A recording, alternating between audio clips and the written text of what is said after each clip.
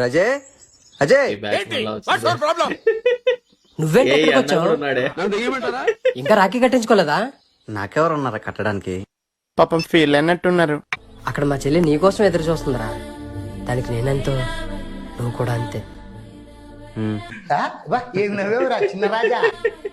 అమ్మా ఆ రాఖీ ఎవరికి? నీకెందుకు రప్పుక గణేష్ నీకు నాన్న రాఖీ కట్టేది అన్నయ్యకి, అడ్డమైన వాళ్ళకి కాదు. వాడేమైనా మీ అమ్మకు పుట్టాడా?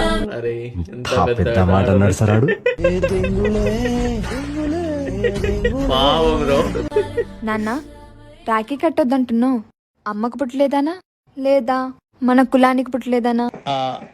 నాకు అర్థం కాలేదు సార్. చేయి చూపించు. వద్దురా, నీతో రాఖీ కట్టించుకునే అదృష్టం నాకు లేదు. ఎందుకు? వచ్చే జన్మలో అయినా ఒకే తల్లికి పడదాం. అజయ్ చెప్పింది గుర్తుందా?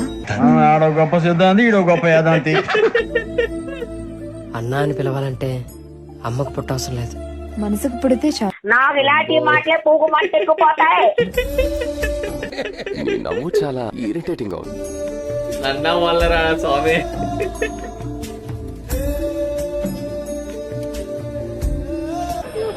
ఏడిపించేశారు.